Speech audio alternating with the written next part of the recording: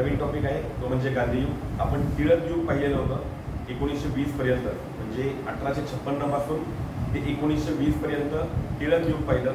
लोकमान्य टिळकांचा जो कालखंड होता हा जहाल कालखंड होता। या जहाल कालखंडामध्ये पुन्हा मग राष्ट्रीय काँग्रेसची विचारधारा, लोकमान्य टिळकांनी केलेलं जे संपूर्ण कार्य, यांचा संपूर्ण जीवनपट, म्हणजे महाराष्ट्राच्या मातीमध्ये जन्माला आलेले लोकमान्य टिळक आणि या टिळकांचं जे संपूर्ण योगदान आहे राष्ट्रीय स्तरावरती, त्यांनी ज्या मुवमेंट, ज्या चळवळी ज्या केलेल्या होत्या, या संपूर्ण चळवळींचा आपण लोकमान्य टिळक याच्या टिळक युगामध्ये आपण अभ्यास केलेला होता। किंवा तुमच्या बंगालच्या फाळणीच्या दरम्यान महाराष्ट्र राज्याची काय भूमिका होती, सध्याचे द्विभाषिक राज्य आहे किंवा भाषेच्या आधारावरती जी राज्य निर्माण झालेली आहेत, या सगळ्याचे दाखले देत असताना लोकमान्य टिळकांनी त्या बंगालच्या फाळणीचे दिलेले आहेत। म्हणजे भाषेच्या आधारावरती जर तुम्ही राज्य निर्माण करत असाल तर आमचा महाराष्ट्र राज्य सुद्धा निर्माण करा, मराठी बोलणारा जो प्रांत आहे त्याला नाव महाराष्ट्र द्या, हे सांगणारे सुद्धा लोकमान्य टिळक होते। लोकमान्य टिळक बंगालच्या फाळणीच्या वेळेस टिळकांनी कसा विरोध केला, त्याच्यानंतर रँड आणि आयर्सची हत्या कशा प्रकारे झाली, त्यांनी 4 स्फोटक अग्रलेख कसे लिहिले। 1908 ला मुझफ्फरपूरचा जिल्हा न्यायाधीश किंग्सफोर्डला ज्यावेळेस मारण्यासाठी आलेले लोक होते त्यावेळेस त्यांनी कसे अग्रलेख लिहिले, पुन्हा त्यांना अटक झाली मंडलेच्या तुरुंगामध्ये। आणि मग त्याच्यानंतर मग लोकमान्य टिळक होमरूलचा प्रसार आणि प्रचार करण्यासाठी बेळगाव असेल, त्या ठिकाणी नागपूर असेल, काही ठिकाणी लोकमान्य टिळकांना बंदी देखील होती। आणि त्याच्यानंतर मग लोकमान्य टिळकांनी आपलं संपूर्ण कार्य सुरू केलं आणि 1919 ला व्हॅलेंटाईन चिरोलच्या विरोधात जी केस ते लढत होते, ती केस लंडनच्या कोर्टामध्ये स्टँड झालेली होती आणि लोकमान्य टिळक लंडनला गेले आणि तिकडं 4 ते 5 महिने त्यांना वास्तव्य करावं लागलं। आणि ते वास्तव्य केल्यानंतर टिळक पुन्हा भारतामध्ये आले आणि 20 ला ज्यावेळेस निवडणुका लढण्यासाठी टिळकांनी काँग्रेस डेमोक्रेटिक नावाचा पक्ष स्थापन केला। पण या निवडणुकीच्या अगोदरच लोकमान्य टिळकांचा 1 ऑगस्ट 1920 रात्री 12:40 लोकमान्य टिळकांचा मृत्यू झालेला होता।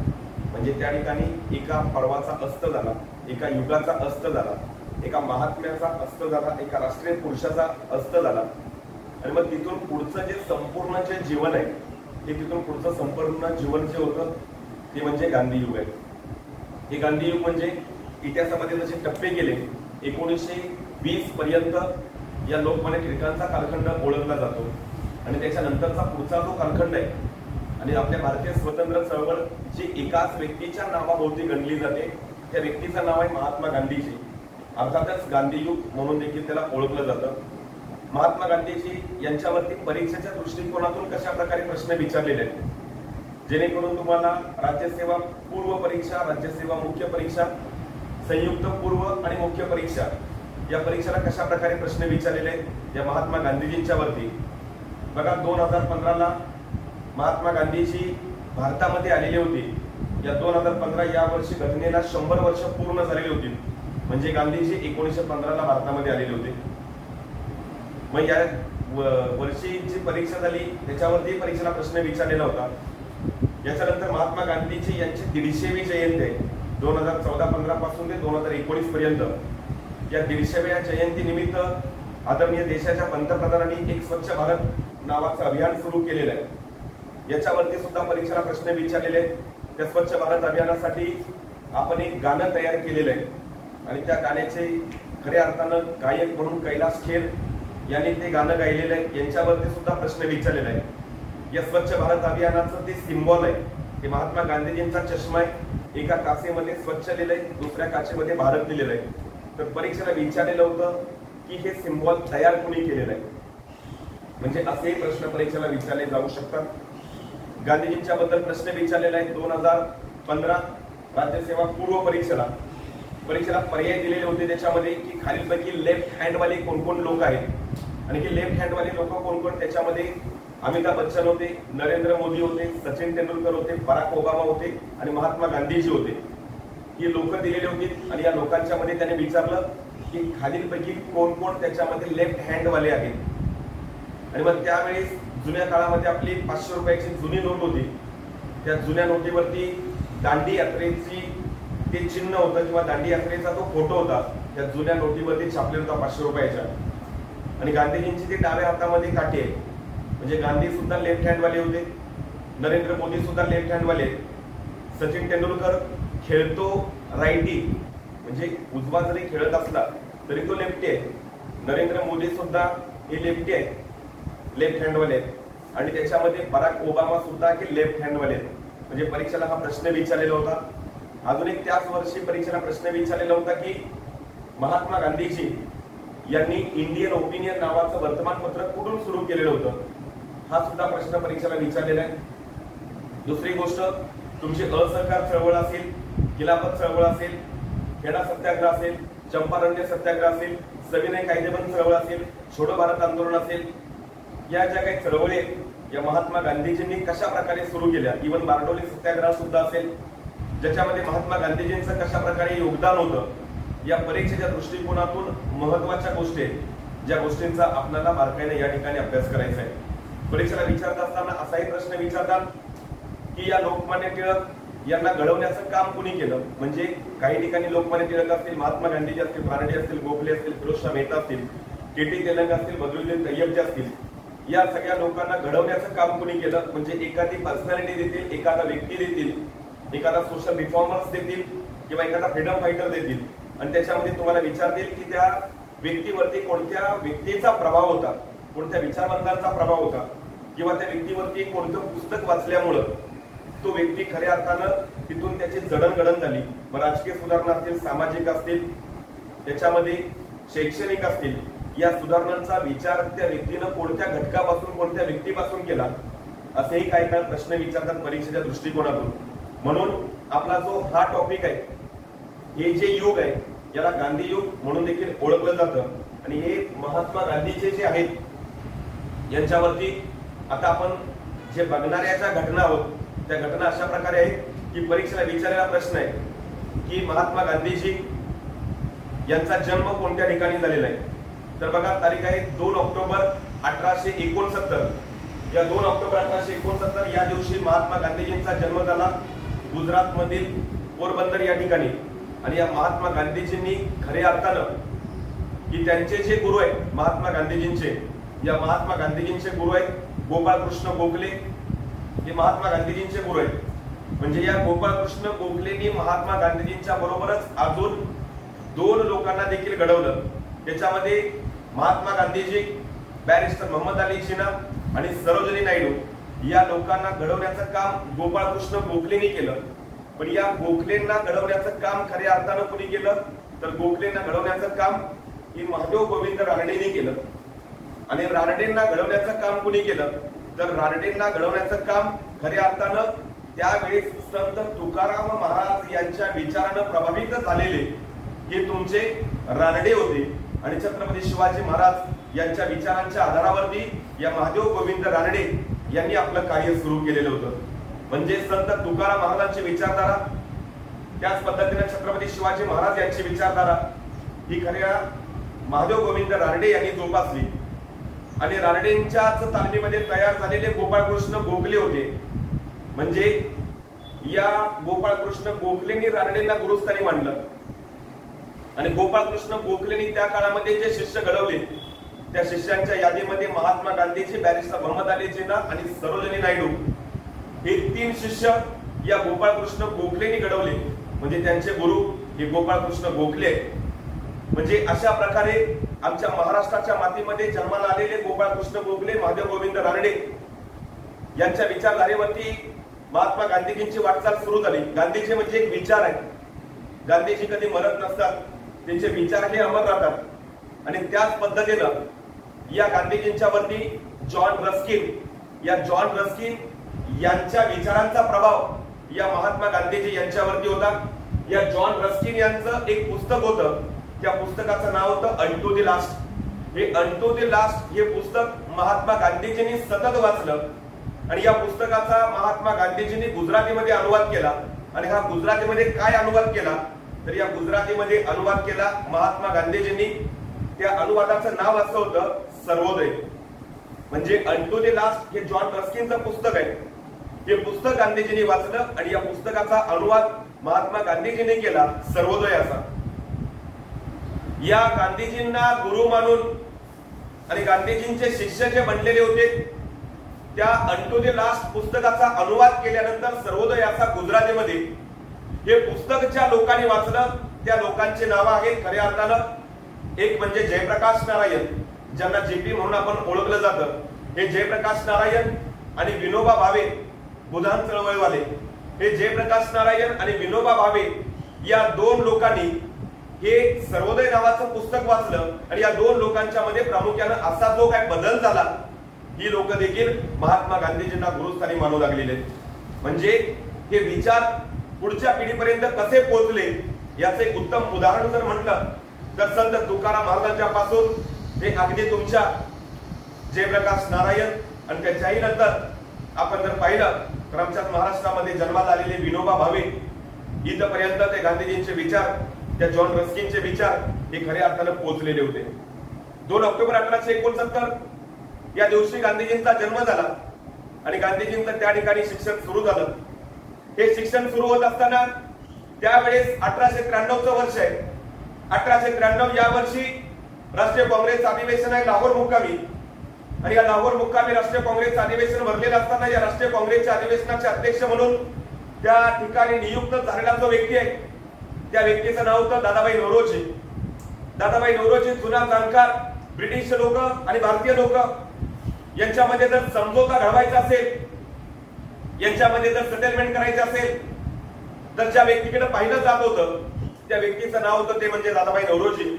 हे दादाभाई नौरोजी हे त्यावेळेस लाहोर काँग्रेस अधिवेशनाचे अध्यक्ष होते आणि या दादाभाई नौरोजी हे लाहोर काँग्रेसचे अधिवेशनाचे अध्यक्ष असताना लोकमान्य टिळकांनी 1893 याच वर्षी भारत हा अंधश्रद्धेच्या माध्यमातून जातोय म्हणून सार्वजनिक गणेश उत्सवाचा उपक्रम चालू केला.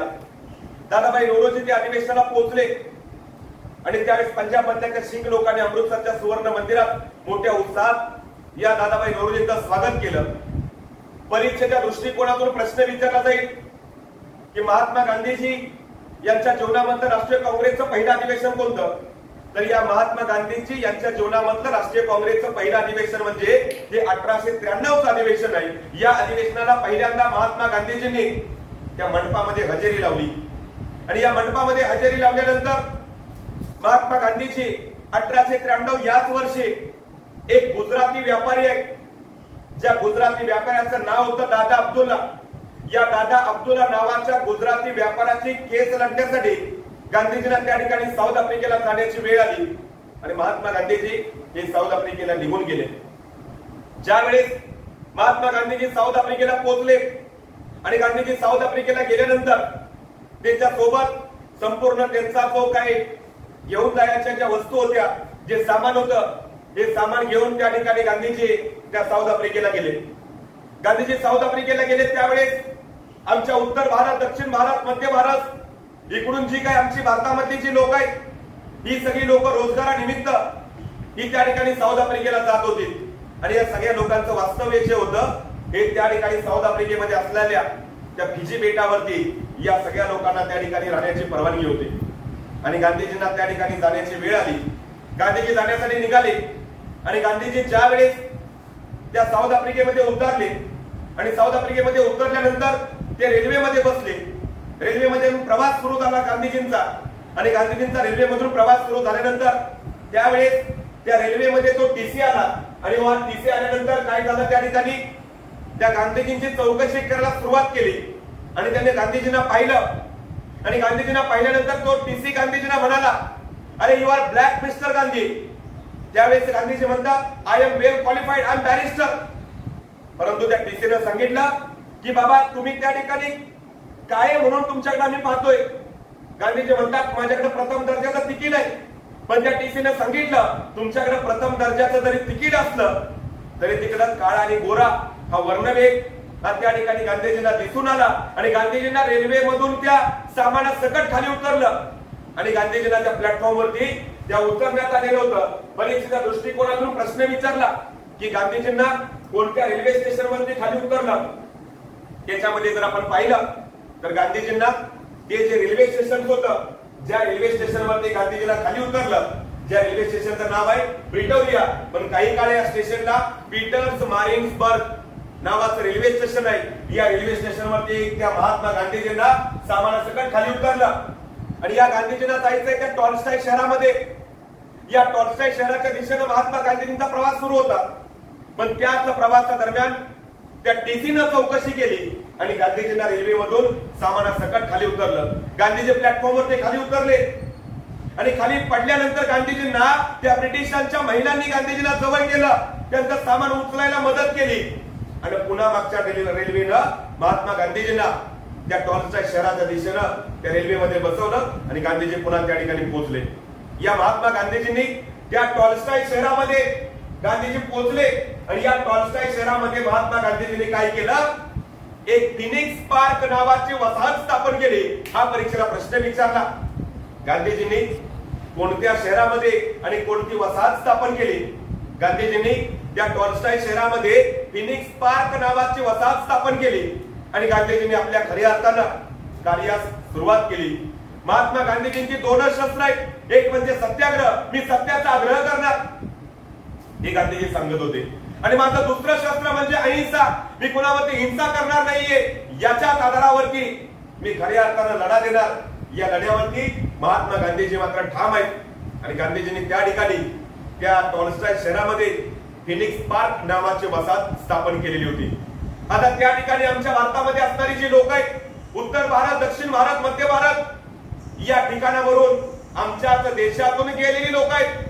म्हणजे खऱ्या अर्थानं 2016-17च्या वर्षी आदरणीय देशाचे पंतप्रधान हे श्रीलंकेच्या दौऱ्यावरती होते आणि हे श्रीलंकेच्या दौऱ्यावरती असताना तो 800 विकेट घेणारा क्रिकेट मधला मुथय्या मुरलीधर हा नरेंद्र मोदींना भेटायला गेला श्रीलंकेमध्ये आणि त्यावेळेस मोदींना भेटायला गेल्यानंतर त्या मुथय्या मुरलीधर याचं मोदींनी स्वागत केलं आणि त्याच्या पाठीवरती थाप टाकली आणि नरेंद्र मोदी म्हणाले त्या मुथय्या मुरलीधर याला, अरे चलो इंडिया. म्हणजे आमच्या तमिळनाडूची लोक, आमच्या मद्रासची लोक, आमच्या दिल्लीमधील लोक, आजही आमच्या महाराष्ट्रामधील लोक रोजगारानिमित्त खाली श्रीलंकेमध्ये गेलेले आहेत. म्हणजे देशाला स्वातंत्र्य मिळायच्या अगोदर काही लोकांनी तिकडे जाऊन स्थलांतर केलं. मुथय्या मुरलीधर हा मूळचा तमिळनाडूचा, मद्रासचा येतो मूळचा, त्याचे पूर्वज महाराष्ट्राचे म्हणजे भारताचे, आणि रोजगारानिमित्त ते खाली श्रीलंकेमध्ये गेले, त्यांचं वास्तव्य त्या ठिकाणी झालं. म्हणूनच देशाचे पंतप्रधान म्हणाले चलो इंडिया.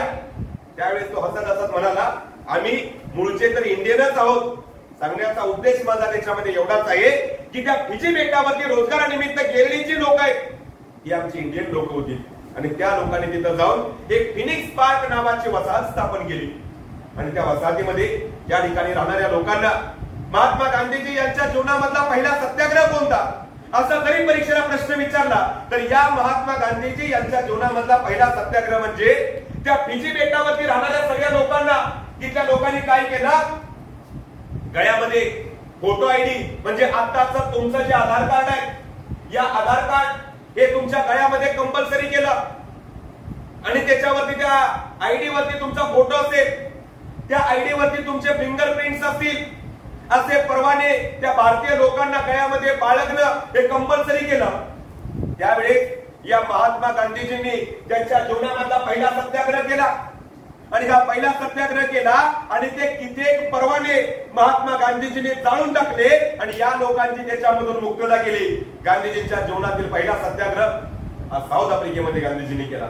याच्यानंतर ज्यावेळेस 1899ला ते बोर युद्ध झालं, या बोर युद्धामध्ये महात्मा गांधीजींनी त्या ठिकाणी काय केलं, त्या ब्रिटिशांचं समर्थन करण्यासाठी 1100 भारतीय लोकांची तुकडी ही त्या ठिकाणी ब्रिटिशांचं समर्थन करायला दिली. म्हणूनच या महात्मा गांधीजींना लॉर्ड हार्डिंग दुसरा यानं त्या बोर युद्धामध्ये 1100 भारतीय लोकांची तुकडी गांधीजींनी दिल्यामुळं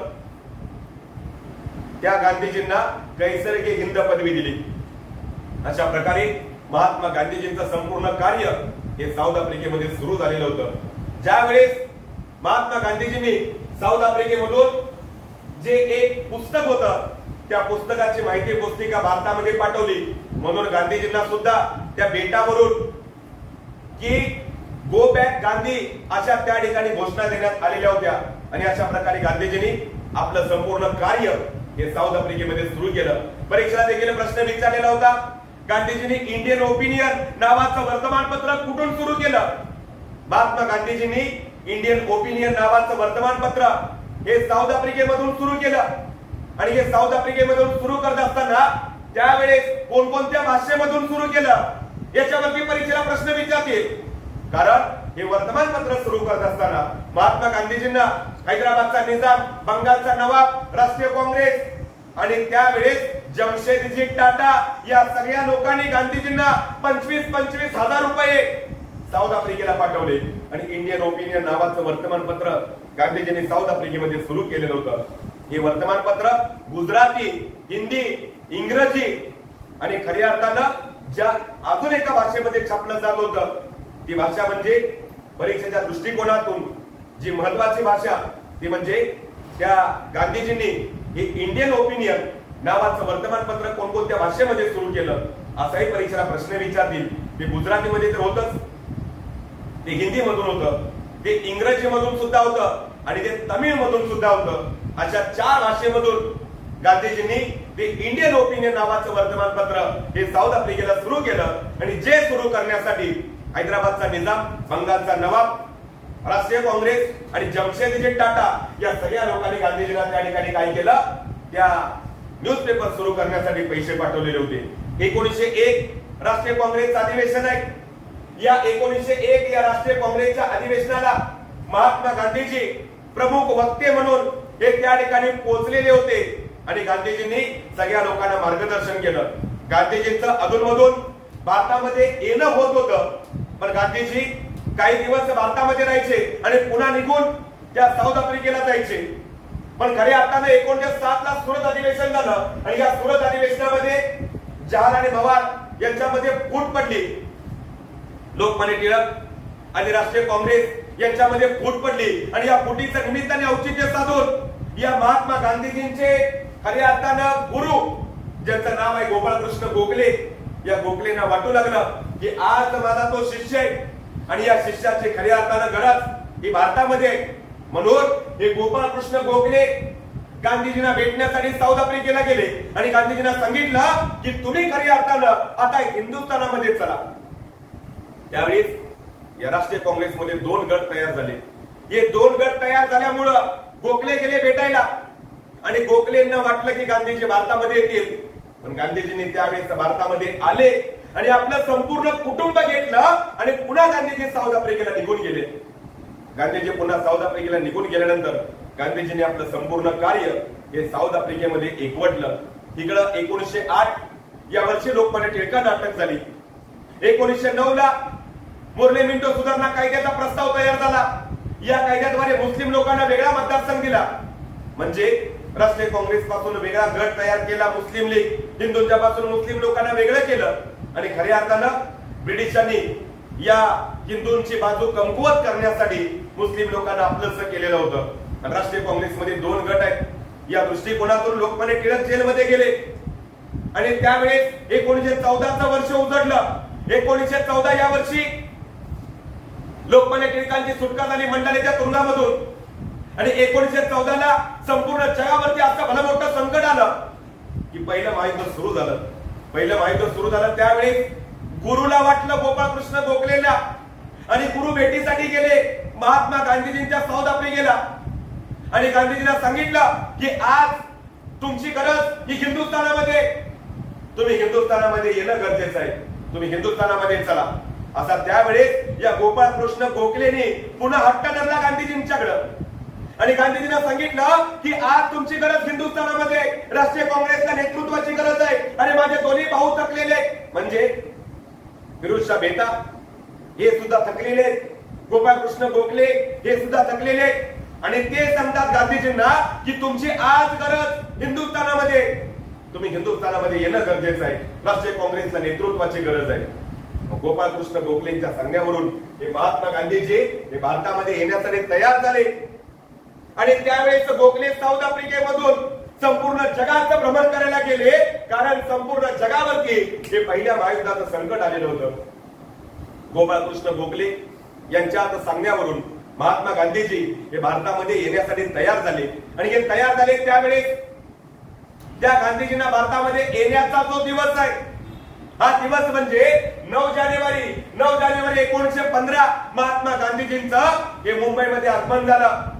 ज्या बोटीनं गांधीजी भारतामध्ये आले त्या बोटीचं नाव होतं अरेबिया. अरेबिया बोटीमध्ये महात्मा गांधीजी बसले, त्यांचा संपूर्ण कुटुंब बसलं. गांधीजी सामानासकट हिंदुस्थानामध्ये यायला तयार झाले आणि गांधीजी अरेबिया बोटीनं मुंबईच्या अपोलो बंदरामध्ये या गांधीजींचं आगमन झालं. ती बोट खूप जुनी होती. त्या जुन्या मालवाहू जहाजातून या गांधी परिवाराचं आगमन झालं भारतामध्ये आणि तिथून पुढे काही दिवस हे गांधी कुटुंबातील लोक आजारी पडलेली होती, कारण ती बोट खूप जुनी होती.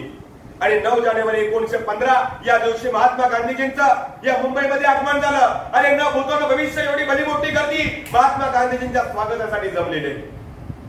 ज्या स्वागतासाठी कमिटी नेमलेली होती, या कमिटीचे अध्यक्ष म्हणून या ठिकाणी फिरोजशाह मेहता यांच्यावरती संपूर्ण जबाबदारी दिली की फिरोजशाह मेहता हे त्या स्वागत कमिटीचं काम पाहतील. आणि त्यावेळेस आताच्या गेट ऑफ इंडिया पासून त्या बँड्रापर्यंत या महात्मा गांधीजींची भली मोठी मिरवणूक निघाली आणि या मिरवणुकीमध्ये कित्येक लोकांनी त्या ठिकाणी भाग घेतला. आणि कित्येक लोकांनी भाग घेतल्यानंतर त्या बँड्राला पोहोचलीत लोक आणि भला मोठा मंडप आहे. आणि त्यावेळेस व्यासपीठावरती स्वागत अध्यक्ष म्हणून फिरोजशाह मेहता उभा राहिले आणि त्या महात्मा गांधीजींचं स्वागत केलं. आणि फिरोजशाह मेहता म्हणतात, आज गांधीजी भारतामध्ये आलेले, अरे मला गांधीजींची नवीन ओळख करून देण्याची काही गरज वाटत नाहीये, कारण या गांधीजींच्या कार्यामुळे संपूर्ण जग ज्ञात आहे. मला नवीन ओळख करून देण्याची गरज वाटत नाहीये. आणि अशा पद्धतीनं महात्मा गांधीजींचं फिरोजशाह मेहतांनी त्या ठिकाणी स्वागत केलं. गांधी व्यासपीठावरती बसलेले असताना गांधीजींना कुणीतरी सांगितलं, त्या कोपऱ्यामध्ये जे उभा आहे तेच लोकमान्य टिळक आहेत. अशा पद्धतीनं कुणीतरी व्यासपीठावरती बसलेल्या एका व्यक्तीनं सांगितलं.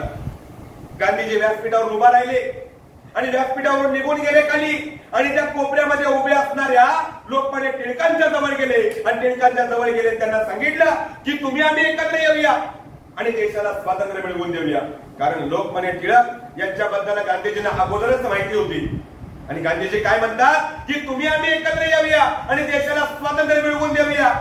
त्यावेळेस लोकमान्य टिळक म्हणतात, राष्ट्रीय काँग्रेसची विचारधारा वेगळी आहे, माझी विचारधारा वेगळी आहे आणि तुम्ही आणि मी कधीच एकत्र येऊ शकत नाही. तुमचा मार्ग वेगळा, माझा मार्ग वेगळा. तुम्ही तुमच्या पद्धतीने देशाला स्वातंत्र्य मिळवून द्या, मी माझ्या पद्धतीने देशाला स्वातंत्र्य मिळवून देतो. या दोन उभयतांमधली ही पहिली भेट आहे. याच्या पूर्वी कधीच भेटलेली नाहीये. आणि याच्यानंतर या दोघांची दुसरी भेट झाली 1920 सिंहगड पुणे या ठिकाणी. लोकमान्य टिळक आणि महात्मा गांधीजी या दोघांची दुसरी भेट आहे. उभ्या आयुष्यात हे दोन महात्मे फक्त 2च वेळा भेटलेले होते. याच्या पूर्वी कधीच नव्हते आणि या 20 नंतर कधीच भेटले नाहीये. त्यावेळेस या गोपाळकृष्ण गोखलेंनी सांगितलं महात्मा गांधीजींना, जर तुम्हाला राजकारणामध्ये यायचं असेल, राष्ट्रीय काँग्रेसचे नेतृत्व करायचं असेल, तर तुम्ही एक काम करा, पुढच्या काही वर्ष तुम्ही फक्त भारत भ्रमण करा. आणि गोपाळकृष्ण गोखलेंच्या सांगण्यावरून महात्मा गांधीजींनी संपूर्ण भारत भ्रमण करण्यास सुरुवात केली. गोखले म्हणतात, तुम्हाला भारतातल्या भौगोलिक सीमांचा अंदाज यायला पाहिजे. प्रत्येक भूसीमा तुम्ही जाणून घ्या आणि मगच तुम्ही राष्ट्रीय काँग्रेसचं नेतृत्व करा, मगच तुम्ही काय करा, या राजकारणामध्ये या. गोखलेंच्या सांगण्यावरून महात्मा गांधीजींनी त्या ठिकाणी भारत भ्रमण करण्यास सुरुवात केली. आणि हे भारत भ्रमण करत असताना त्या महात्मा गांधीजींनी साबरमती या ठिकाणी एक आश्रम स्थापन केला आणि या आश्रमापासूनच महात्मा गांधीजींनी आपल्या संपूर्ण राजकीय कार्यास ही खऱ्या अर्थानं त्या ठिकाणी सुरुवात केलेली होती. अशा पद्धतीनं महात्मा गांधीजी या आता भारतामध्ये आलेले होते.